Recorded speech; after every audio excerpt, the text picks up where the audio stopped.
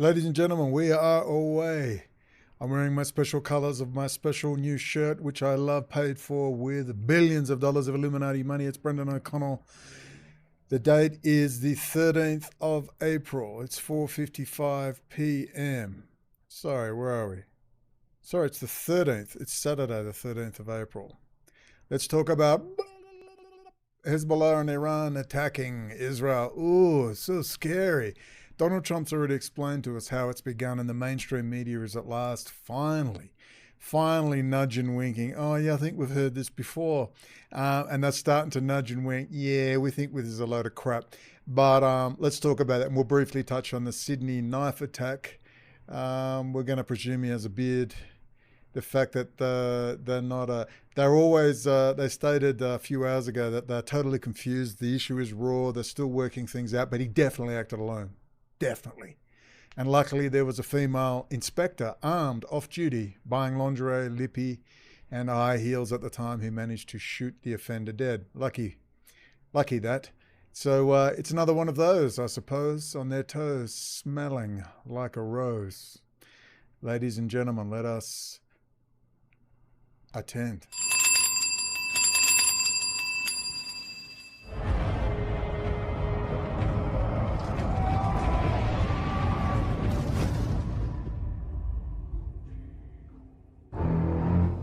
In cyber is a real domain of power.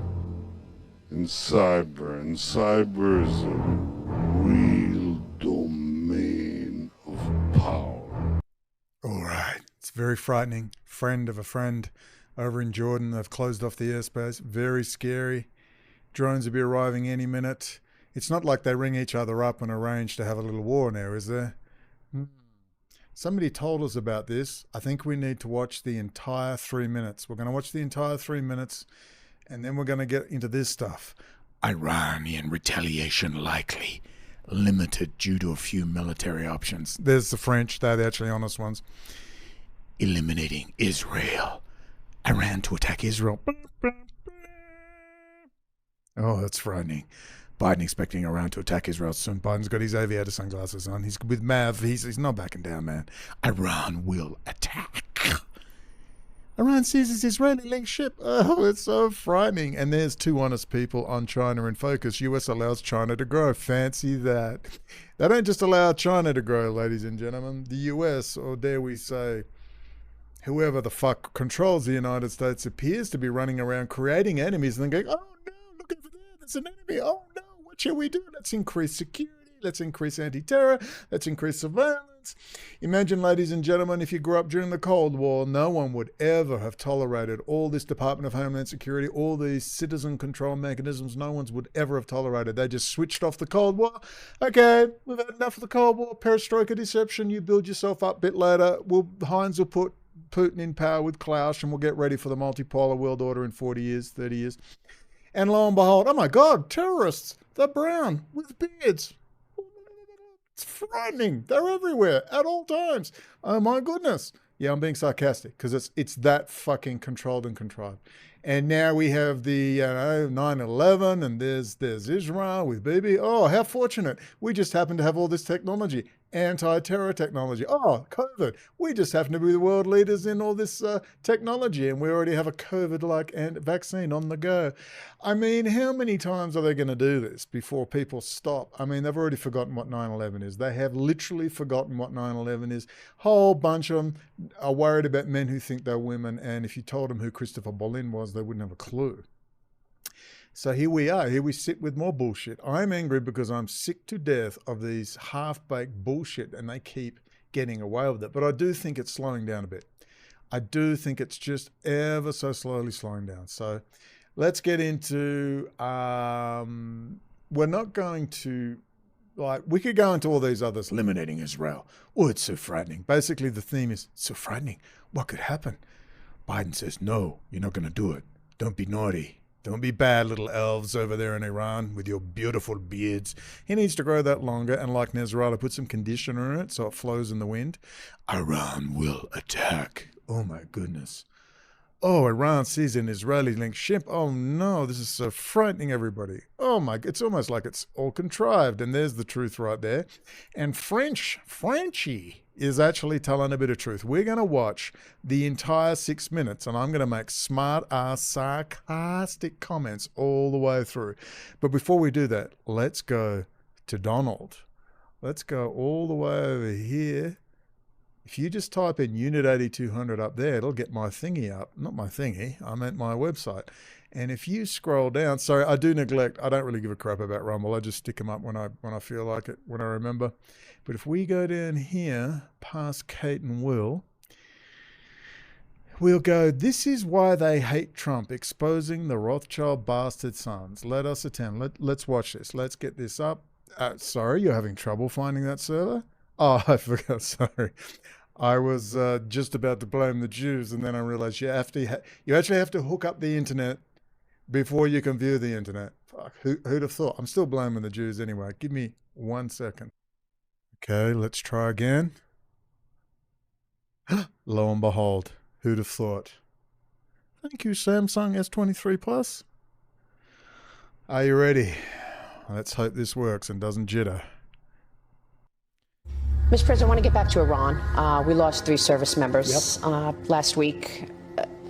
May they rest in peace. In Jordan, an enemy drone from Iranian-backed proxies launched that deadly drone strike, killed our heroes. What should be the proper response? Before you go too far, would have never happened with me. I had Iran in check. Do you know, we hit them very hard for something that they did, and they had to hit back. They feel they have to do that, and I understand that. They feel they have to do that because they have to supplant their local population, because they're all in bed at Davos, all sucking each other off, little boys and girls, pull their mullahs' hats off, and there they are, a bunch of Eurofags and pedophiles hanging with Rothschild and Charles. Do you know they called me to tell me we're going to hit a certain location, but we're not going to hit it. It's going to be outside of the perimeters. Who called you? Iran called me. Iran called for me, and they let us via Davos. know. And we had 16 missiles went off. I believe it was 16. 6 or 7 failed in the air. When was this? This was prior to the attack on a fort that we had where they hit back. Do you remember when they sent 18 missiles or 16 missiles? 5 failed. They let us know, don't move. We're going to have to hit you back. Psychologically, we have to do that because we hit them on something. You remember.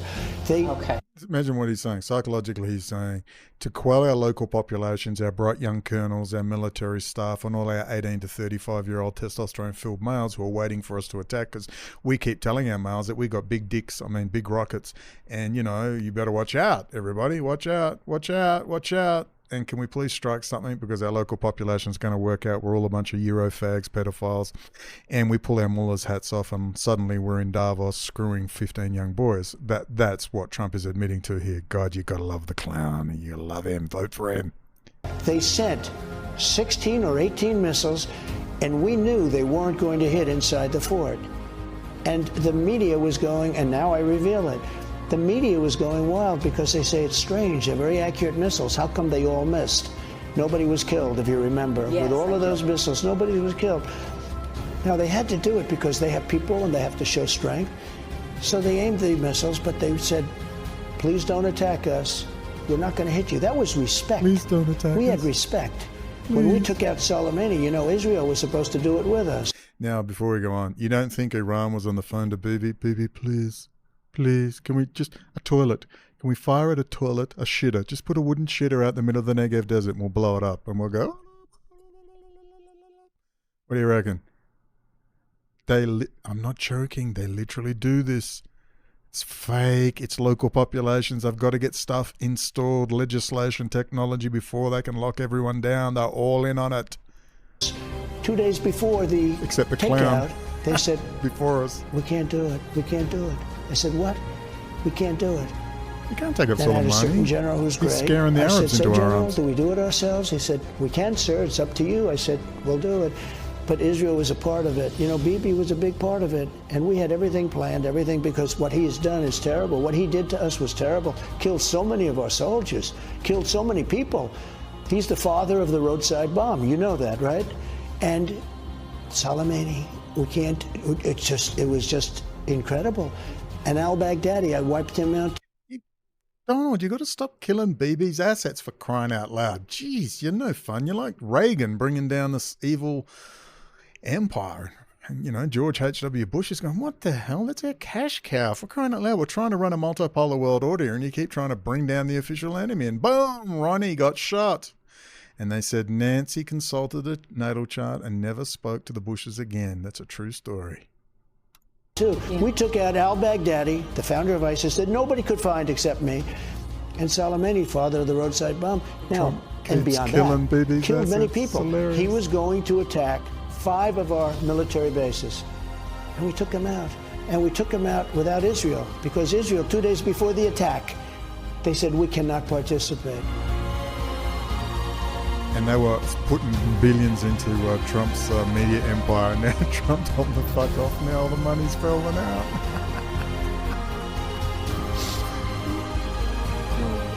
The clown, he's fucking awesome. The walking wrecking ball. Do you even realize what he just did? I mean, they're finally sort of admitting it now, at last. Yeah. Own everybody, baby. X marks the spot, doesn't it, Elon Musk? X marks the spot. Now that we've watched that, let's go over to this one. We could watch all these, but imagine, you know what they say. Oh my God, it's so terrifying. Will they survive? Oh my goodness, it's so frightening. I'm so scared. Oh. Now, Frenchie is on the ball. Let's listen to the France 24 English. For some analysis, we can bring in Scott Lucas, She doesn't shave her armpits, guaranteed. Outrage. Andrew Tate has been forewarned. Professor of U.S. and International Politics at the University College of Dublin. Thank you so much for taking the time to speak with us today. First, what do you make of Iran's seizing of this ship? Do you think it's part of that retaliation that we've been anticipating? I think that's the big question. Is this a one-off retaliation? And it stops here in response to Israel's killing of Iranian commanders, especially at the start of the month in the Iranian embassy in Syria?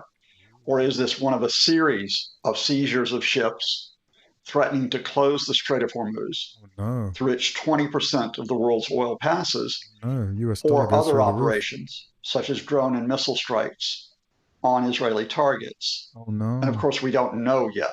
Looks like you've been what I would say at the moment is that what I believe has happened is that Iran has now made the symbolic response for, to show its own people, as well as the world, look, we can do something against the Israelis. As you mentioned, I'll go back. The MSC area. This is really annoying someone on... I believe... Said, well, you shut up. Look, you are right, but I can't help myself. Just watch the whole thing. It's all linked below. Watch this. Watch what he says again. Good on you, Scott Lucas, Professor of US and International Politics at the Clinton Institute, University College, Birmingham, UK. But he's in Ireland, top of the morning tea, drinking a Guinness. Plotting a revolution. Remember great Uncle Seamus on Mount Tara, fighting the British. Is that Iran has now made the symbolic response for, to show its own people. See, to show its own people. Oh, they're little bitches. They're like little squabbling children. I want to fire something. As well as the world, look, we can do something against the Israelis. As you mentioned, the MSC Aries, this container ship that was seized, belongs to the billionaire Eyal Ofer. But Iran has seized ships belonging to Eyal Ofer's group in the past. So this seizure in itself is not an escalation. This is not new. It's the question of what Iran does next. And I still personally believe that Iran knows that it would lose a direct military confrontation with Israel, the U.S., and other countries, so that Israel will make a symbolic move such as today, but then we'll... Your 1960s ballistic missiles won't work. I mean, they could cause some damage. They got 3,000, 4,000, 5,000 more. But, they'd get a tactical nuke bunker buster straight into their mountains, 5 or 6 of them. First warning.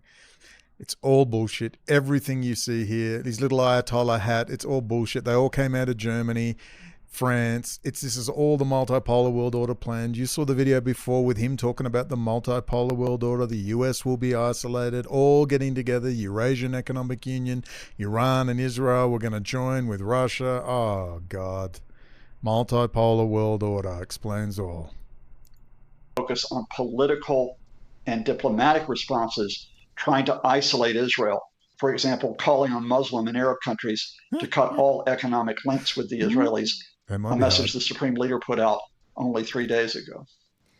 So you think that Iran, has perhaps done this to say, look, we've done something, although it's not necessarily the biggest escalation that they could have made. You say it's a bunch of monkeys tossing banana peels at each other. It's not an escalation at all, and then it's going to end there, likely. I say that's possible. No, they'll do the data analytics first and say, is it working? How's Israeli population? Is Bibi still going to go up on charges?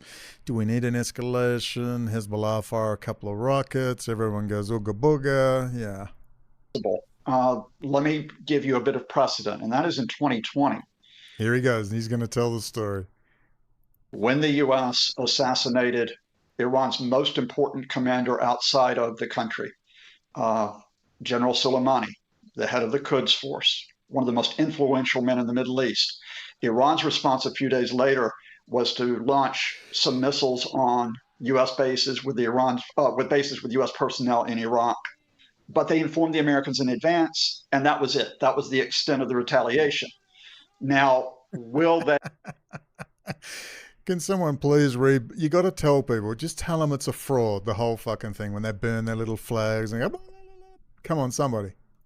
They limit the retaliation in this case, especially given the U.S. warnings not to go farther. Oh, here we go. Or will they think, no, we have to do more. We have to possibly I've got the lot try of fluid. to have Look at drone strikes on the Israelis, possibly a missile strike on the Israelis in the occupied Golan Heights. Baby. Possibly. Don't use a nice Mavic 3 Pro. Send them to me. Inspire 3 would be nice. The Houthis in Yemen stepping up their threats to shipping in the Red Sea. Look away. Oh my goodness. And how do you think that Israel is likely to respond to this, if at all? They're all laughing. I mean, Israel has made its statement, don't do more. I think, again, if this is a one-off incident, the Iranians have done this in the past. The Israelis know that the Iranians seize cargo and container ships, sometimes releasing them much later.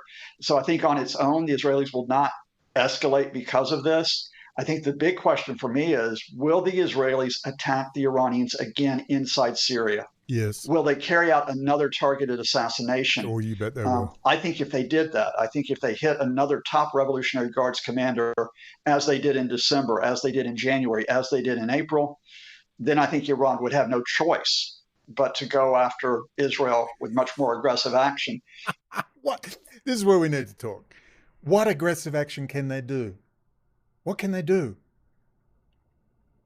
I was told, like I said to the lawyer when I was in Iran, just in case you didn't know, I was in Iran for 3 months and I went, this is all bullshit. All these people hate the Ayatollah. They all love the Shah. Every single fucking person I met told me straight to my face, love the Shah, mullahs go, get lost, Islam out, we're Zoroastrian, we jump over fires at Christmas time, fuck Islam, fuck the Arabs, blah, blah, blah. We love Europe, we love Germany, they love France and Switzerland. That's who runs Iran. Germany, France, and Switzerland. Who? Rothschild. Let's talk about that. Look, firstly, it's that, all right? Always set up the dialectic. When I was in Iran, okay, I'm talking with the Persian Gulf Study Center. Let's get the lads up. There's my closet homosexual Iranian-American lawyer, David T. Lashkari, Homoyun T. Lashkari. That's who was assigned to me. Freaking nutcase, weirdo, rubbing my back. You're so stressed, Brendan. You're so stressed. Now I do have some fag friends, and I said, dude, this fucking guy's rubbing my back, and he's going, oh, you're so stressed. And my mate's just hysterically laughing. Yeah, it's okay. Come on, you fool. You're just too handsome for your own good. I was going, fucking hell, I got to get away from this clown. That was him. He was in America when the revolution happened. His father was in former President Rafsanjani. They went in to see the Shah, and the Shah said, are you with me or not? They said, nope. And his father was intimately involved with it. That's who I was staying with. His sister is Lashkari. What's her name? Shit, I've forgotten her name. Her son is in Swiss banking now in a giant building right under the Malat Tower in Tehran. These are connected people. They're all Swiss-German connected. Multipolar world order, George Soros, Davos, Kissinger, all right? This guy is Mr. Passport. He was a great guy. He had 2 compatriots. I was going to teach him English. They were going to teach me Farsi. The boy from the bush is in Tehran having chicken kebabs, ladies and gentlemen. And that's the Persian Gulf Study Center. But all they did was bitch and whine about the Arabs all day and Saudi. Oh my God, how they hate Saudi in Iran, like passionate. Oh, he's got his little crown. I've never seen that before. Mr. Passport, you got a nice little crown on there. Anyway, there's Mr. Passport. Great guys. Just vibes, man. They were just cool, funny guys. We would have gone on. And they all agreed with me. The immaturity in Iran is off the planet. You know, when they kidnapped or they got those Marines, Navy people on the boat that time, the Iranians captured them, it was a while back, and they had big posters there in 2017, and they made the kids skin white with blonde hair, and they were role-playing Americans and the Iranians capturing. I said, that looks like 2-year-old bullshit. And the lawyer goes, yeah, no, it looks bad. His passport was going under translation, and yeah. And I said, this is like infantile crap. And he goes, yeah, we know. And I said, like your goose stepping shit and your fucking big missile dick displays. Why don't you just stop it? Americans don't do that. People with power don't do that. Fucking people playing the official enemy do that, man. I said, why don't you get a whole brigade, rifle them out to look like American soldiers? And this is what we were talking about. Get them M4s, not AK-47s, M4s so they look like American soldiers. Make out they're the special elite. And then do stories like on the IRGC guard. There he is with his wife and kids, and they're having all these problems like everybody else. They're fighting over some paying bills just like everyone else. It's to show Iranians as human beings instead of goose-stepping and playing fucking official enemy. And they were all agreeing. We had all these plans we talked about briefly, making a Christian area for conservative Christians to come and live with a promise that nothing is bugged, but everyone is recorded going in and out, but they would be free and their children would not be exposed to all this horrifying, Western degeneracy. We were brainstorming. So the boy from the bush, ladies and gentlemen, no anger up Western Australia, creating policy in Iran. Fuck me, Detective Payne, I can't hear you like that. All the way. Oh, he's mentally ill. Well, I may well be, but I tell you what, brother, mentally ill and well-travelled. So, do you understand? This is the shit that was going on. And then Lashkari, this piece of fucking shit. I just hate this. I want to smash this. If I ever get, I'm going to smash and break his fucking jaw. I got recordings of him. He goes, you motherfucker. I said, you say that again, I'm going to fucking kill you. Yeah, oh God, you have to be there. I still got a lot of footage I haven't shown. I haven't shown you my hidden camera footage in with Colonel Hosseini and Passport Border Control, have I? Hey, CIA, $5,000, you can have it. Unedited. Me in Iranian passport border control in Tehran with my pen camera. I bet your boys ain't got, actually you probably already have, they all work for Israel anyway. Not that those guys do, but they do. But Lashkari. And we're in the office. Let me get up where we were. We were doing the first video of the Persian Gulf Study Center stuff. Okay, that's the Ziba Lashkari's son. So that's actually David T. Lashkari's, the lawyer's nephew. Liebigash's son's apartment block. This goes all the way to the left as well. It's huge. It's got to be worth millions in US dollars. That's the Malat Tower in the background. This is North Tehran, baby. No barefoots out here. They're family friends with the former minister, foreign minister Zarif. So I was hanging with. Oh my God, there's a flashback. That was just before I left. I must have left on the 18th. No, that's not right. 18th of May? That's all my stuff. That's when I left. I mustn't have done the date right in the app. That's just outside the police station. I'm going in to sign for my bail. I'm going straight to the freaking airport. Oh, that's where I first stayed in Kuala Lumpur. Well, let's get this out of the way. There's my first apartment. That was Kuala Lumpur. Oil and gas, eat your heart out. How do you like that? I walked away from that. Where are we? Let's go this way. Here I am. That's the view out the kitchen. There I am, bit of B-roll for Iran. There I am marking and laughing, the WA police. There I am packing, doing a bit of B-roll for just before I left for Iran. I was in Chinatown, then a friend of a friend said, oh, such and such is in there, asking, he's got a cool apartment. And he said, hey, I'm not there, I'm with my girlfriend. You can go and stay up there if you want. I went, oh, it sounds good. My God, you should have seen the place. It's called the Avery. And that was where I slept. I had vertigo the whole time, hated it. I just can't find, that room was too bright. Let me find the Tehran one. There's the Tehran apartment. Okie dokie. Let's get that up. Okay, so I was about there. No, he was about here, but I was facing that way. I had my back against the wall. You have to have your back against the wall when David T. Lashkari is around. And Mr. Parsipal was sitting down there doing an interview with my camera, and we were doing a thing about what the Persian Gulf Study Center is, and we were going to do translations and all sorts of stuff. So he's sitting there going, this is where he admitted that firstly that the Iran Press TV, when I said, why aren't you going after Orthodox Judaism, these crazy Hasidim, Chabad Lubavitch, that's open slather. They go after Islam all day, but you say nothing. Every time someone raises the lunacy of Orthodox Judaism and the Hasidim ultra-Orthodox, you cut people off. What's wrong with you? And he goes, oh, look, we've done it before, and when we go after the ultra-Orthodox and Chabad, they take away our satellite. And I'm there going, wait a minute, what do you mean they take away your satellite? How do they take away your satellite? And he goes, oh, because it's an Israeli satellite. And I said, what? What the hell? And he goes, look, they're probably all Israeli. So it wasn't like he was kind of hiding. I was just like, oh, dude, fuck. So I'm thinking, what the fuck? Yes, Iran Press TV use Israeli satellite tech. And when they went, they said, this is a quote from the fucking lawyer, right? They would get me a job at Press TV. I was going to do a travel show, for crying out loud. And he said, they took our satellite away when we went after the ultra-Orthodox. Why do you think they never go after him? Never. First, South Africa just did. Finally, they did a thing on all their genocidal quotes. All right. How do you think Bibi takes 5 tons of documents from their nuclear program and just walks out of Iran with them? How? They get run by fucking Israel because Germany, Switzerland, and France own, run, and control Iran. And who are they? Rothschild, City of London. Obviously. So while we're in this apartment right here, right, they're sitting down and I'm starting to get really peeved. Why don't we watch a bit of this? Let's watch a bit. This is video. Is this video? No, I thought it was video. I think it's a still from a video. Anyway, so I'm starting to get really peeved. And he finally admits to me, yeah, they're government analysts. I said, yeah, because at this time I'm getting pissed off with him. I've had enough. I've said, can we please do a conference on Israeli high tech, all this stuff. That's what I thought, they're the enemy. I've had enough. I'm going to leave. I want $5,000 and I'll keep quiet and I'll leave and just fucking go. And I'll just say, oh, well, it didn't work out. Oh, I can't help with that. That's not what I do. And he's such a smooth talking piece of shit. So finally I said, well, after the satellite thing, I was going, what the fuck? And he's going, look. This is exactly it. Look, it's really big.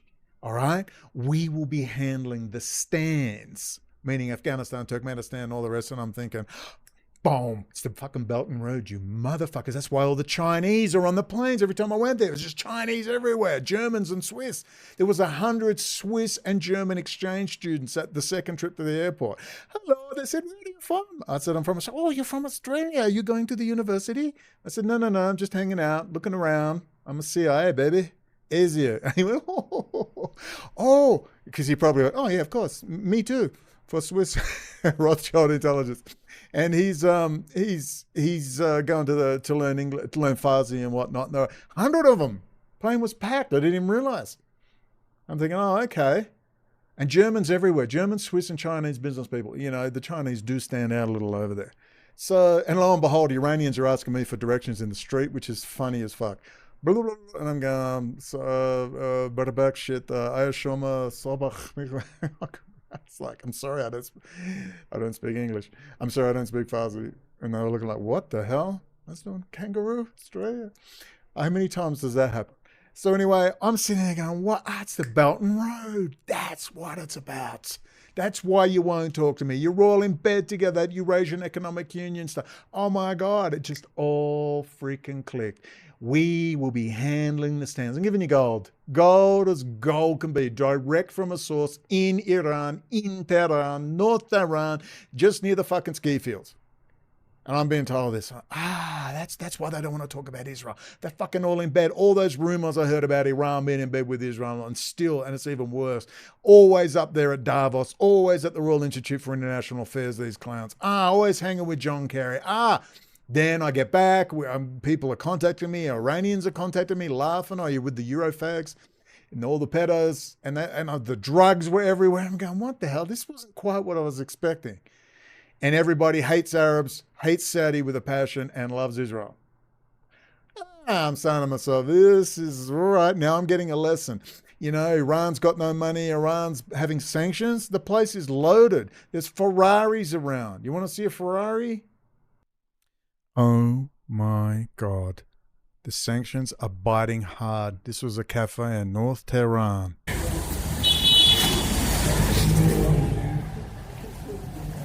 Ooh, nice Ferrari. The guy ran out after I stopped filming and jumped in the car and took off so fast, you wouldn't believe it. Cafe's just to the right there.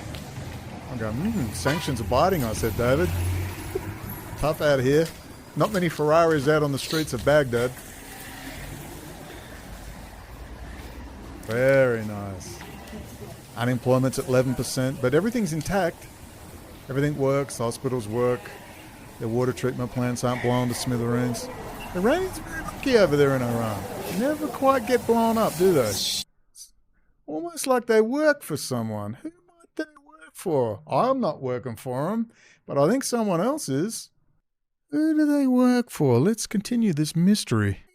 That appears to be President Rouhani getting his PhD in Sharia law from a Scottish university, whilst hanging out with Jack Straw and Lord Levi.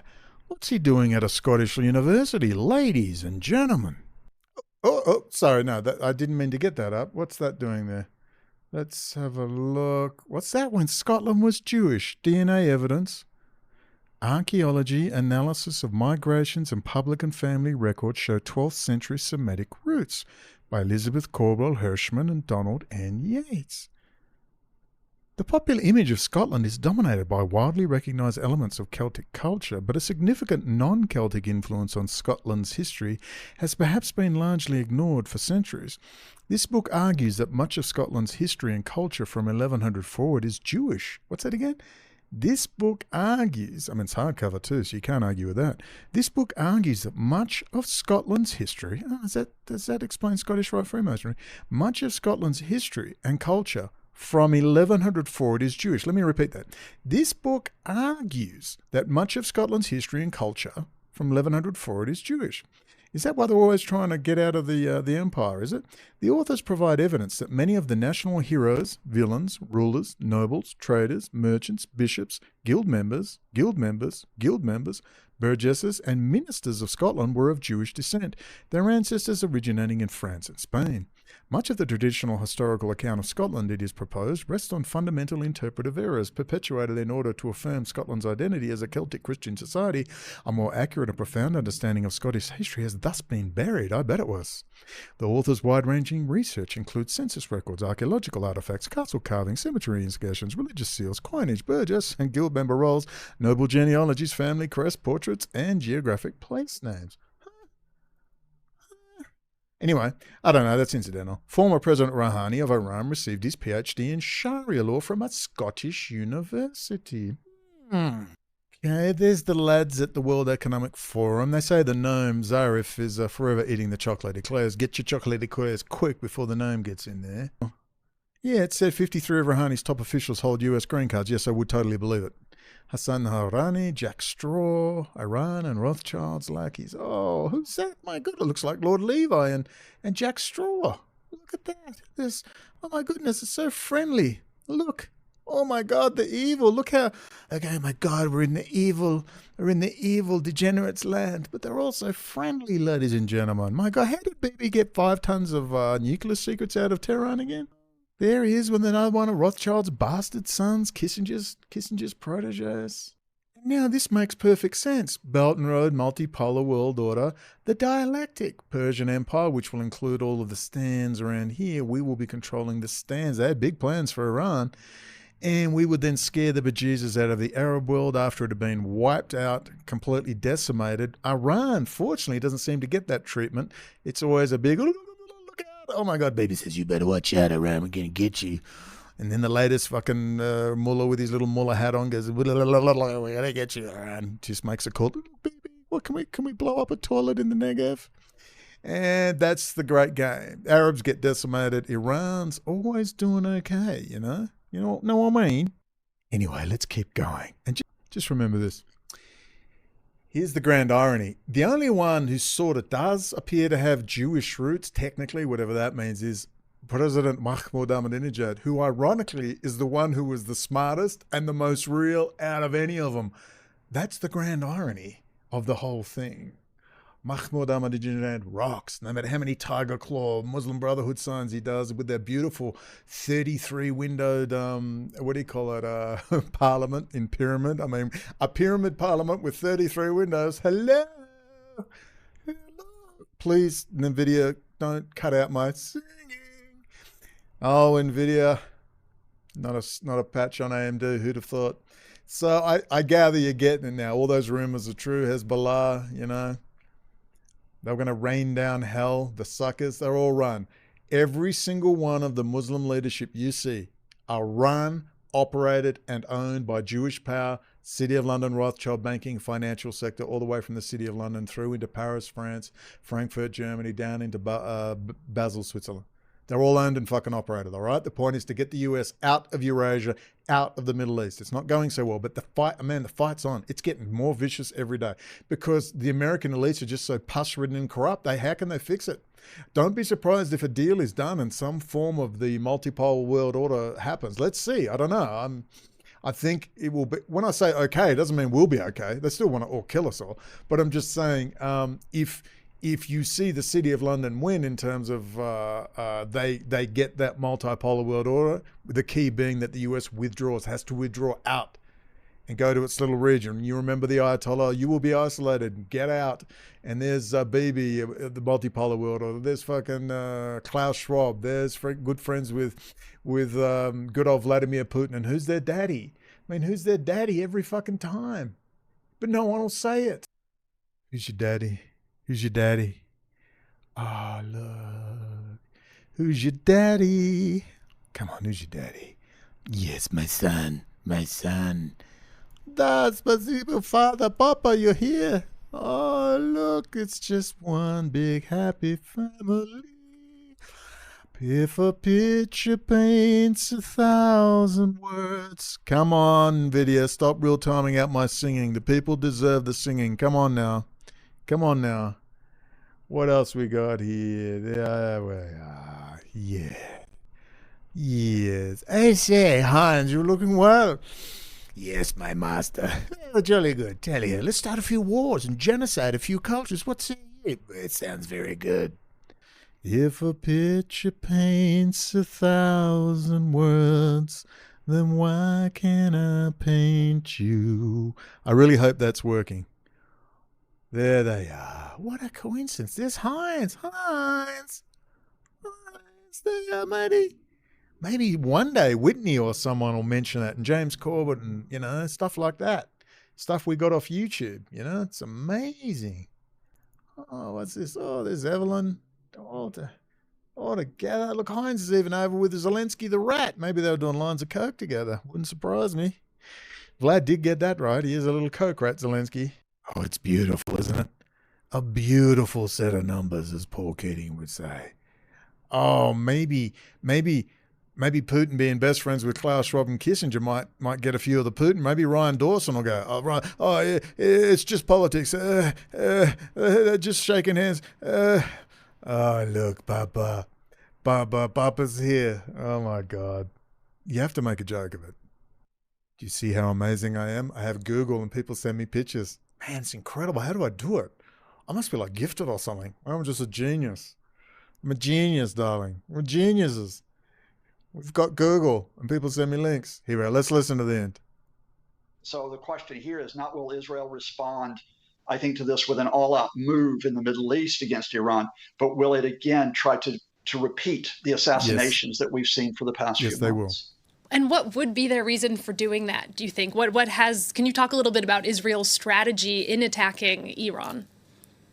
Yeah, I think it's important to note that Israel's attacks on Iran in Syria have gone on for more than a decade because Iran, of course, is an essential backer of the Assad regime as it killed hundreds of thousands of Syrian civilians. But wouldn't Vlad must fight back, eh? Russia's there. Surely Russia will shoot down an Israeli jet. Iran also was using Syria as a position to move weapons and munitions to Lebanon's Hezbollah, one of its key allies. And so the Israelis always wanted to weaken the Iranians in Syria. The change that occurred in December, beginning with the killing of Iran's top commander in Syria, General Mousavi, was not to attack weapons and munitions, but to attack personnel. And they did it by killing General Mousavi. They then killed the head and the deputy head of Iranian intelligence in Syria in January. They then killed several other Revolutionary Guards personnel before before that attack on the embassy of April 1st that symbolically escalated things. So it's nothing new for Israel to try to weaken Iran in Syria. Well, they might actually be trying to do the mullahs a favor and kill off the IRGC, because the IRGC is the worry. Because then you can control these pedophiles, these people with their little turbans, and they're all doing little boys and girls in Switzerland getting their plastic surgery and their stem cell infusions. But it's a bit like killing off all the Slavs in Ukraine and Russia. I mean, there's an argument that, and I do agree, I'm willing to consider that they are trying to kill off the Ukrainians to fill it up, weaken it, take out all their alpha males, kill them all off, just leave their intellectual little weaklings that ran away. And then they'll be easily pliable. You kill off all your alpha males, and then you can stick a bunch of fucking Hasidim, because the Israelis want the fucking Hasidim dogs out. Maybe they'll all go to Argentina with Chabad and hang with Millie. I note that Millie's saying if you've been a victim of free speech, like losing asylum is waiting. So I might fucking head to Argentina. I might do it. I might just do it. Hang with Millie. He looks a hoot. I bet she's a fucking party dude and a half. And with some parties with El Presidente Millie. But they might be trying to just kill off as many of the IRGC commanders as they can.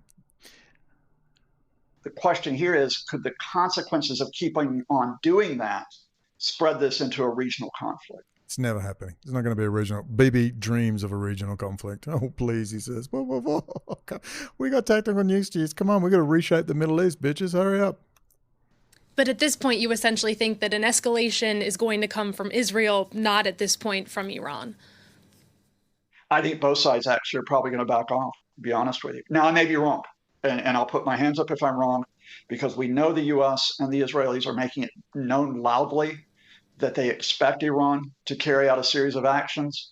But I think the reason why I think this will be limited is for two reasons. One is, from the Israeli side, Israel's got enough on its hands in terms of trying to justify its mass killings in Gaza. I'm not sure they want to isolate themselves further by risking a regional war. On the Iranian side, the Iranians are acting out of weakness, not strength. They have. Thank you. Somebody said it. But you got to keep those official enemies happening. It's like Trump went over and was literally making peace with little Kim, Rocket Man. You read the accounts in the books, and little Kim and him were getting on, and Xi Jinping had a fit, and he put little Kim on a little chair and humiliated him. This is in one of the books, Fire and Fury. Humiliated little Kim. You see, because they want to keep that over there as part of the new. See, you're going to have to face facts, man. All right? You can hate Trump all day. I get it. Just think that the boys from Skull and Bones, in between masturbating and coffins, got a hold of him. All right? He's going to get in. If he gets in, it doesn't really matter, but he'd be a lot better than Biden. But, you know, it's going to be the same. Department of Defense, Skull and Bones boys that'll be running the show in the background. They're not stupid. They know what's going on. And they could have had little Kim, but then that's problems too, because then there would be calls for reunification of Korea. So, you know, you want division and you want official enemies so you can, keep the war powers. The United States does not need the War Powers Act and an official enemy. It can simply apply its power and just fucking do it and take down this network. The trouble is they're so filthily embraced in corruption and pus. You're watching a bunch of very uncomfortable pedophiles try to work out who's the best pedophile out of all of them. Who's the least evil out of this bunch of fucking pedophile scum? They're scum. All of them. So it's going to be a difficult, I don't think they got a lot of talent to pick from. Certainly not out of the Democrats. Fucking hell. But I'm taking my bets that Trump's going to be in, and it's going to be hilarious. The blue heads will be wailing on the streets. It's going to be fucking hilarious. Absolutely hilarious. I think, let me pause for a second and see if we can't wind this up. This was pretty reasonable. This is France 24 English. It's the most reasonable that I've found so far. I want to move on quickly to Sydney, what happened in Sydney with the stabbings. And this guy, and a lot of them are doing this. There's a whole bunch of them are coming out and mentioning that event with the ballistic missiles. And there's Trump saying, no, they call me all the time and ask permission. It's given the game away. It's profound. It's historical. You'll never know about it. None of the brains, none of the Trump tards can think to use that as leverage and go, wow, look what Trump's doing. They don't think to get the footage of Trump dragging out the head of Lockheed. He's the first president to publicly humiliate the military-industrial complex, besides JFK before. The first person to drag him out. So you can lose any more technology? No, Mr. President. Then she was fired along with Madeleine Albright and Heinz Kissinger right towards the end when the dickheads. Now, maybe if Trump wins this time, he knows it's all out war. All out war. He doesn't go in and try to make peace. He follows Bannon's advice. All right, I'm a Christian Zionist. I don't care about that. I'm a Zionist too. I want Israel to survive with its capital at Jerusalem as a secular state, under the direct control and protection of the United States, who are going to land 2 Marine divisions on that pier in Gaza. That's what's going to happen. It will be a joyous, the first good invasion of the Middle East to have happened, ever. Needs to happen ASAP, but we'll see. They're fighting back, man. Once Bibi realized that's what was going on with that pier, he went, quickly, run a ship into a pier. They're going to have a pier here. We're going to destroy a pier in Baltimore. I believe it. I don't have proof. None of us have proof, but when you've studied this animal for a long time, just let me make sure everything's working. When you've studied this animal for a long time, what can I tell you? We get it. Let's quickly go into the stabbing in Australia. Well, there he is, ladies and gentlemen. I'm a bit disappointed in the beard. Come on, mate. Grow the beard out a little more. Semi-brown skin. He's got all the signs, but he could be Chabad for all we know. Anyway, the police, it was very interesting. Police have stated that they believe the attacker acted alone, wandering up and down the escalators with a knife. And I've no doubt it would be quite frightening. I wouldn't want that knife at me, but not to worry. One of the ladies was there. Here's what's funny. As I watched the reporting about 6 hours ago, the inspector in charge says it's a raw time, man. We don't know what's going on. We're trying to confirm everything. It's all a mystery. We're mysterious. But he definitely acted alone. You got to understand the build-up, the confusion. We're not sure. We're going ahead. And it's raw, ladies and gentlemen. It's raw. We're still trying to work it out. But he definitely acted alone. Lo and behold, a female inspector armed. You got to understand, Australian police don't go armed off duty. We're not like America, man. No one's got a fucking gun, including the police. You have to be on duty. Now, there may be that they have special things in Australia now to do with counter-terrorism, that off duty and times of high alert, maybe they carry firearms. But lo and behold, a female inspector of police happened to be right there, pulls out her firearm and shot him 3 times, dead. So he's dead. Coppers are on hand. She's being lauded as this brave, you go girl, woman. Forgive me, but I just smell a fucking rat. Look, sometimes nuts go, but you remember Mad Monis at the Link Cafe? We're going to have to talk about that again. Mad Monis, the Iranian asylum seeker, clearly a fucking nutcase, right, who the police said O'Connell's Monis, but it was true. If the cops keep raiding me, I wasn't going to kill him. I told him to their face, you come near me again, I'm going to fucking kill you. Oh, no, Brandon. It's not a fucking joke, man. They're fucking corrupt as fuck, and they know I'd take it all the way. Let me tell you, when they know you'll take it all the way and you can't just rub them off, I had a lot of friends. They knew they couldn't just wipe it off the boards. I told you, fucking come here, I'm going to fucking kill you. You come raid my fucking house every 5 minutes for Steve fucking Lieblich and Jewish power, bitch. You're going to smack in the mouth. Tell you now, man, I come from an era where you beat the shit out of cops, mate. You smack cops in the mouth. Cops got smart with you. I'm not talking about, if you're a dickhead, yeah, mate, all right, you got me. If coppers got out of fucking line, you smacked him in the fucking mouth. All right? That's my era. And vice versa. And if you got out of line, very often the cops would beat the shit out of you. But you know what? Somehow it all balanced out and everybody got along. It's like we had a massive brawl at the Aberdeen Hotel. This huge Mary, this guy's 7 foot tall, he was fucking massive. I was hot trying to hold on to him, getting swung around. It was a massive brawl. I jumped over and smashed a fucking bottle. It was huge. You know what happened? The cops roll up and go, come on, boys, settle down. I love it. Oh, to go back to those days. And you know what happened? The Mary guy turned up later and we all shook hands and had a laugh. My God, now there'd be counter-terrorism, there'd be fucking helicopters, there'd be emotion counselors, there'd be trauma counselors. I almost long for the old days where the old sergeant would roll up and go, you fuckers have really bitten into my fucking downtime. It's all gone, I used to hate corruption, but I'd rather have old school Italian mafia, old school corruption with the fat old sergeant that said, give it a rest, boys. You know what I mean? I'd rather have that now. I miss it rather than this fucking communist police state fucking scary AI shit they're bringing in now. You're almost going to be begging for the good old oligarchy families that ran things like here in Mexico where everybody knows it's corrupt. Mad fucking Monos, the Iranian who went into that Lint Cafe, Jewish-owned Lint Cafe, pro-Israel Lint Cafe. No one gets a fucking gun in Australia. You better know someone. And they said, how'd he get his shotgun? Nobody knows to this day. He was dressed up as a bikie in black leathers trying to join one of the biggest motorcycle gangs in Australia. And they said he was weird and they told him to go away. He was traveling. This is Mad Monas of the Lint Cafe. I'm going to do a whole video on this again. He then is flying backwards and forwards to Tahiti. Tahiti is a popular place for drug money laundering. Very popular. Picking up drugs, bringing back money. The guy is well known to police and he's involved with the woman who's on charges of attempted murder, and he's on charges of conspiracy to murder, and he gets bail.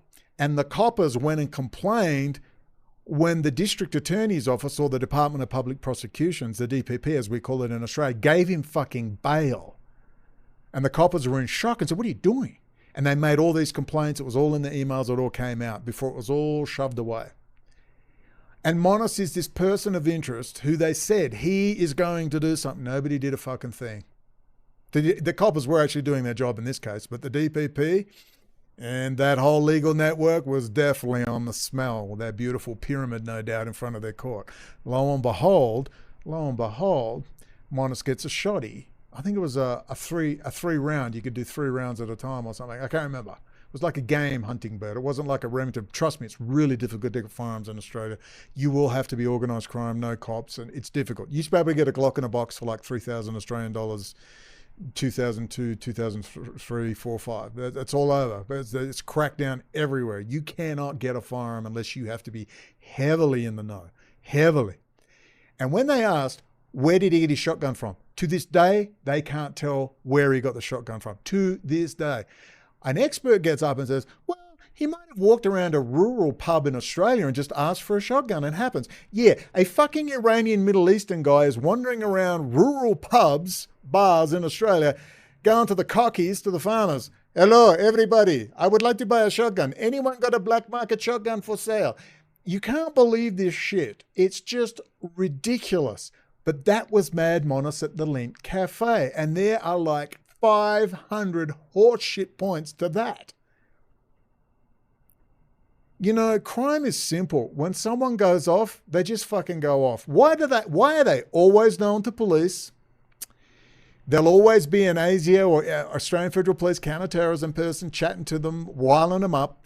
There'll be forum posts somewhere and we'll never see the transcripts. And there's always a cop on hand to finish the fucking job, isn't there? So as much as we'd like to think that, yeah, look, dickheads happen. It happens. But this one smells like all the ones smell in Australia. But isn't this funny? I want you to consider this. He killed 5 people, including a mother, allegedly. I'm sorry, I don't believe anything anymore. Just like the ballistic missile stuff. I'm sorry, I don't believe anything anymore until I see it with my own fucking eyes. All right? I'm sure they'll never release the footage. They'll say, sorry, it's too gruesome, you can't see anything. And we'll just, who knows? Maybe they died, maybe they didn't. Who fucking knows? Just like maybe they fired ballistic missiles, maybe they didn't. Maybe they fired a fucking drone, maybe they didn't. All we know is this. There is so much crisis acting and sophisticated crowd control, private data analytic companies, military intelligence operations with the local fucking lunatic, and they always get shot, and they always acted alone. And when you got that little fat, tubby, Masonic fucking detective inspector going, we know nothing. It's total confusion. We will get back to you. Investigation's underway. But he definitely acted alone. Yeah, no, smells of fucking shit to me. All we needed was Allah Akbar. You mean he didn't shout Allah Akbar? What's going on? Get a decent actor, for crying out, mentally ill actor, before you kill him. But doesn't it just show you, ladies and gentlemen, it'll definitely be on the AK guy, Brandon Herrera. It'll be on Demolition Ranch. It's going to be on Donut Operator. They're going to say, ha, ha, ha, Australia, you're going to ban knives now? But you can see, can't you? You can see 5 people are dead, allegedly. I presume they are, but, you know, it's always like, yeah, who knows these days. 5 people are dead with a fucking knife. All right. Are you going to ban knives? Wait for it. No. You fucking wait for it. They've done it in China. Listen, Australia is Singapore. It's the new Singapore. They're going to seal that place. If you think it's bad now, you fucking wait till COVID too. Just fucking wait. Remember, don't do anything about it. We'll just sit and talk about it. You send money. Are they going to ban knives? Are you going to ban knives? And Australians will make a joke. They fucking will. You watch. They're going to laser engrave every fucking knife. They're going to put a little 666, barcode on every. I give it 1 week. You're going to first hear about it in 1 week. They may well have to start bearing insignia and tracking knives.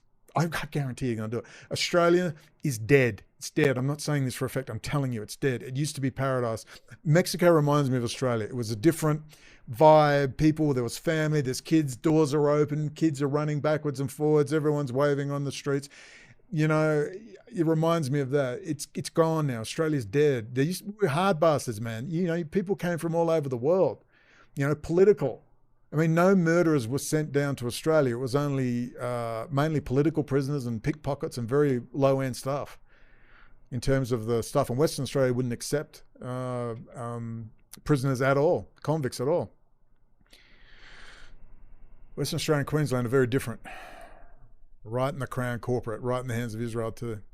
But it's going to be locked up. It was a good place to live. I had no idea I was in paradise. I walked around in bare feet. We went swimming. We went fishing. We hung out with the Abo kids. We didn't think of black or white. We got in fights and no one called everyone a black cunt or a white cunt. It was egalitarian. We went fishing and we went swimming and we went surfing and we wagged school and we walked around in bare feet. And I had no idea I was in paradise. No idea. Well, that's gone. It's gone. You know, coppers will tell you to fuck off because, oh, God, I can't be bothered. We just fuck off. You know what I mean? It's not like, well, we have to arrest you now. It was a different era. It was different. It's gone. They're not tough anymore. They're metrosexual fucking pieces of spoilt shit. The whole country has, the last 10 years, I left in 2016. I was talking to mates, you know, old school unions, showing off shotgun people. What the fuck's going on? Old school coppers. What's going on? It's gone, mate. It's gone. COVID, it was the end of it in COVID. Then I realised, thank God I'm out of it. I couldn't be there. I couldn't be there. Australia, you're done. Good luck, Australia. We got to bring up Mad Monis and the Lint Cafe again just to show you the horse shit. So it's going to be very interesting how this pans out. In conclusion, look, as they fire a missile and ooga booga, it's the same old shit. What they're doing is agitating and doing deals. This is the fallout from the multipolar world order. It's the fallout from the multipolar world order. They nearly pulled it off. I'm just not sure that the solution is going to be better than what it was. All I know is this: if Americans don't start just talking, but start acting politically, not with their firearms, you've got a right for violent self-defense. You have a right for violent self-defense. But for God's sake, if you're going to kill 5 people with a knife, couldn't you make it, I don't know, Wall Street, something? At least something like that. Why is it it's always just working class people, ordinary people going about their business?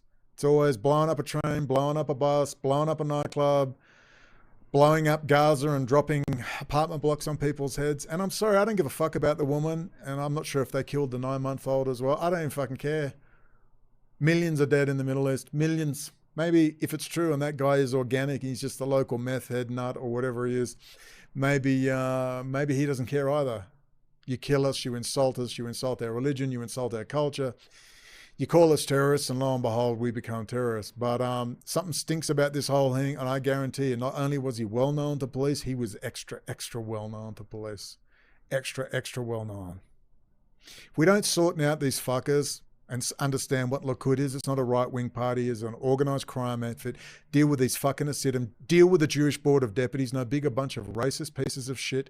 Deal with these Hasidim who are running around in the NRC, drag the bitches out by her hair and throw her out of fucking the country. She's a dual national, awesome. You can all go there and you can reapply for your security clearances. You need to get very aggressive and you need to get very fucking angry, or more shit like this is going to happen.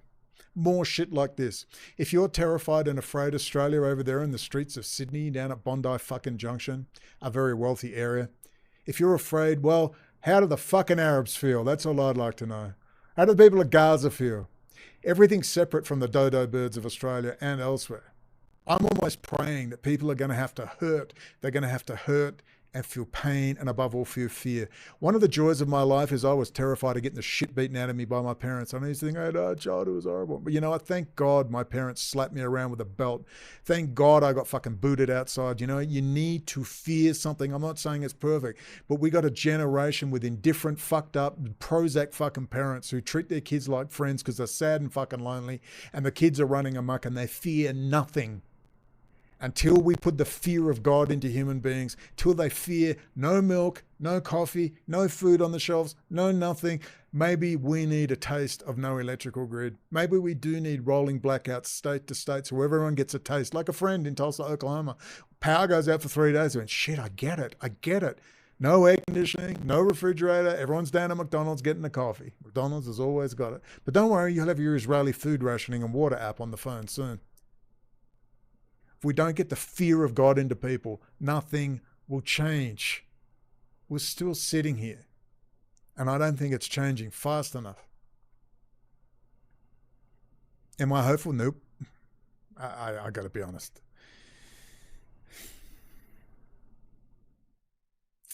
I don't know how you motivate Americans to become politically involved. And I don't know if you can. They're already starting to surround Mary. Mary's still, I said, oh, you've got a few people there now? Nope, not a soul still. Seattle, not a soul is helping her. But the Republican Party are coming around, putting the arm around Mary. You know, in it comes. Let's see. That's the system. I've seen the system now. I think they got it pretty sewn up. You're going to have to be a badass. You're going to have to be pretty fearless and be willing to really push hard to escape the clutches. The system's so deep and the narratives they wield are so powerful. They can just say, look, it's complicated. Brendan O'Connell seems like a good guy down there, but he's a bit emotionally disturbed. He doesn't have the big picture, but I have the big picture. Did you know I used to be the Microsoft head of security? He's having lunch with the Microsoft head of security, dumb fuckers.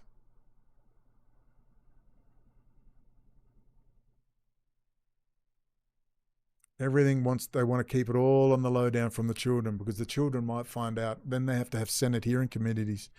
Maybe Matt Gaetz will do it. Hey, Charles Johnson? You know, if we don't get rid of these pus-ridden fuckers like the Bidens of this world and the whole network needs to go now.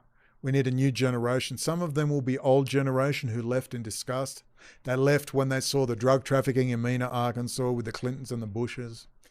They left 1,000 times when they saw the corruption within the IRS and the DEA and the FBI. All those old hands have to be brought back. Say, come back, bring even if they're 60, if they're 70, I don't care if they're 70, as long as they have a memory and they've shown their disgust at the corruption, because they get forced out all the time, or worse. They've got to be brought back. There's got to be a new generation. We've got to get rid of this generational level of compromised scum. I don't know how long that takes, so I guess we'll just keep fighting. Meanwhile, better watch out for those beards. Ladies and gentlemen, we'll talk again very soon. F. Scott Fitzgerald, quote, "The test of a first-rate intelligence is the ability to hold two opposing ideas in the mind at the same time and still retain the ability to function. One should, for example, be able to see that things are hopeless and yet be determined to make them otherwise. This philosophy fitted on to my early adult life when I saw the improbable, the implausible, often the impossible, come true."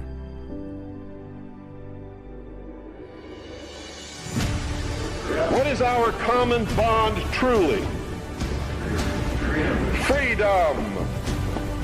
Freedom. Without freedom, you can't be a Christian no matter what denomination you belong to. You can't be a Buddhist. You can't own a donut shop. You can't drive from here to Oregon. You can't be an American because that's what it's all about, and it's the only thing that it's all about, nothing else. Nothing else. It's about freedom.